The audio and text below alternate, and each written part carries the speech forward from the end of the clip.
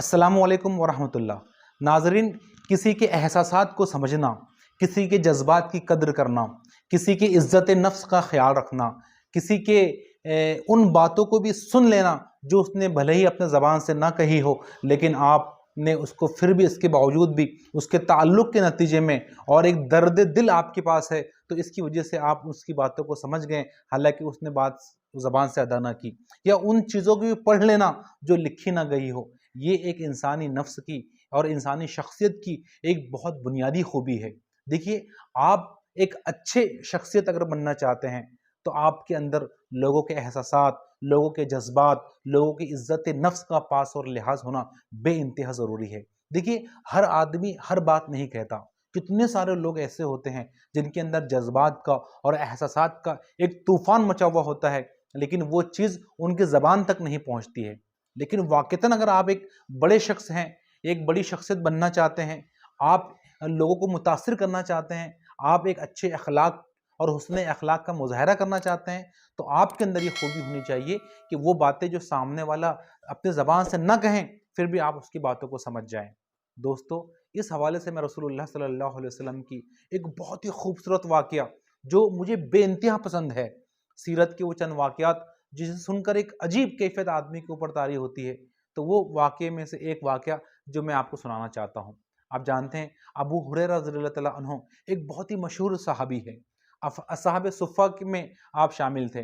वो लोग जो इल्म दीन सीखने के लिए घर बार छोड़कर जो है सुफ़्फ़ा के उस चबूतरे पर जमा होते थे, जो बहुत ही नादार और गरीब तबके से जिनका ताल्लुक़ था, कई के दिन जिनके फाकों से गुजर जाते थे। तो अबू हुरैरा रज़ियल्लाहु तआला अन्हु एक मरतबा अपनी रुदात बयान करते हैं। आप कहते हैं कि मैं भूख की शिद्दत में अपने पेट को ज़मीन से रगड़ रहा था, कभी अपने पेट पर पत्थर बांध रहा था। तो मैं इतना भूख की शिद्दत में था, तो मैंने देखा कि दूर से अबू बकर रज़ियल्लाहु तआला अन्हु आ रहे हैं। तो जब वो करीब आए, तो मैंने इस कोशिश में या इस ख्वाहिश में कि मैं उनसे कुछ बात करूं तो वो मेरे इस भूख और मेरे उस एहसास को समझ जाएं, तो मैंने आपसे एक आयत के बारे में पूछा कुरान की, तो आपने उसका जवाब दिया और आप आगे निकल गए। आपने मेरे इस मसले को नहीं समझा। फिर हज़रत उमर रज़ियल्लाहु तआला अन्हु आए, मैंने आपसे भी वही सवाल किया कुरान की आयत के बारे में, लेकिन आपने भी उसका जवाब दिया और आप आगे निकल गए। दोनों सहाबा भी नहीं समझ पाए कि मैं क्या चाह रहा हूँ। उसके बाद जो शख्स आया, वो नबियों में रहमत लक़ब पाने वाला, मुरादे गरीबों की बरलाने वाला, मुहसिन इंसानियत, रहमतुल लिल आलमीन जनाब मोहम्मद मुस्तफ़ा सल्लल्लाहु अलैहि वसल्लम थे। जब वो आए तो मैंने आपको भी उस आयत के बारे में पूछा, तो अल्लाह के नबी ने उसका जवाब नहीं दिया।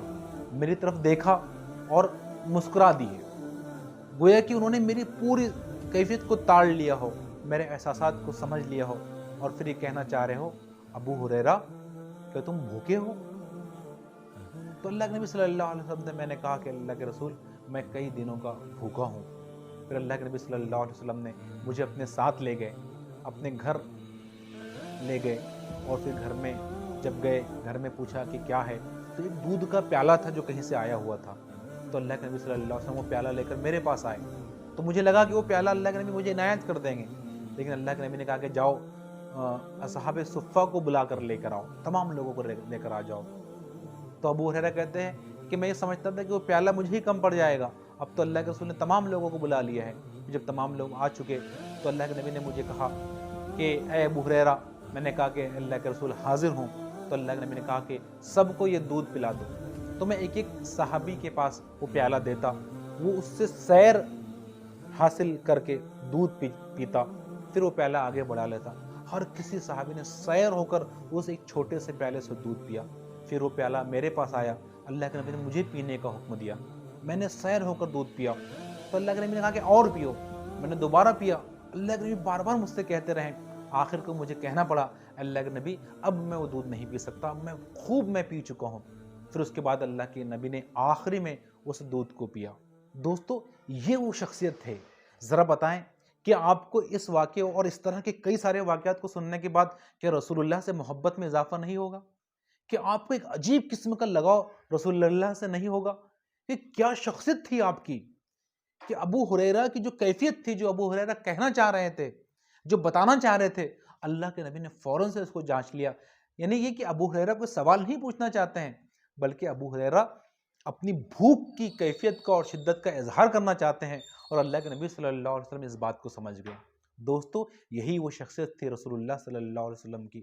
ایسے ایک نہیں سینکڑوں مثالیں دی جا سکتی ہے کہ اللہ کے نبی صلی اللہ علیہ وسلم خود کتنا لحاظ کرتے تھے لوگوں کے احساسات کا، لوگوں کے جذبات کا، لوگوں کی فیلنگز کا، لوگوں کی عزت نفس کا، ان کے دکھ درد کا، ان کے پریشانیوں کا۔ یہی وجہ ہے کہ لوگ مطلب جوگ در جوگ اللہ کے نبی کے پاس آتے ہیں۔ کوئی زبان سے اپنے مسائل بیان کر لیتا، کوئی بس آ کر اللہ کے نبی کے پاس موجود ہوتا، اللہ کے نبی خود سمجھ جایا کرتے تھے۔ دوستو، یہ جو چیز ہے یہ ہمارے اندر بھی پیدا ہونا چاہیے کہ ہم لوگوں کی نفسیات کا بھی ہم خیال رکھیں، لوگوں کے جذبات اور احساسات کا بھی ہم اس کی کیئر کریں۔ اللہ کے نبی صلی اللہ علیہ وسلم کا ایک بہت ہی خوبصورت فرمان ہے۔ آپ نے فرمایا کہ تم کوڑھی کو ٹکٹکی باندھ کر نہ دیکھو۔ وہ شخص جسے کوڑ کا مرض ہے تم اسے گھور گھور کر یہ مسلسل نہ دیکھو۔ کتنا چھوٹا سا جملہ ہے، لیکن نصیحت کا اور درس کا کتنا بڑا سمندر اس کے اندر پوشیدہ ہے کہ کوئی شخص جو کوڑ کے مرض کا شکار ہے اور دوسرے اشخاص اس کو مسلسل دیکھتے رہتے ہیں تو وہ بڑی عجیب قسم کی احساس کمتری کے اندر مبتلا ہو جائے گا۔ وہ تھوڑا سا پریشان ہو جائے گا، وہ تھوڑا سا سوچے گا، غمگین ہو جائے گا کہ لوگ میرے بارے میں ایک الگ نگاہ سے مجھے دیکھتے ہیں۔ آپ دیکھیں کہ کتنا خیال رکھا ہے اللہ کے نبی صلی اللہ علیہ وسلم نے لوگوں کا۔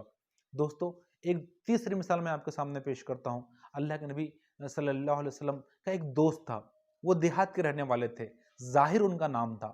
اللہ کے نبی چونکہ مطلب بہت فصیح تھے، بہت اچھے اچھے جملے آپ استعمال کرتے تھے، تو یہ ظاہر وہ صحابی تھے جو دیہات کے جو کام ہوتے تھے رسول اللہ کے وہ کر دیا کرتے تھے، اور جو شہر کے کام ہوتے تھے ظاہر رضی اللہ عنہ کے وہ آپ صلی اللہ علیہ وسلم کر دیا کرتے تھے۔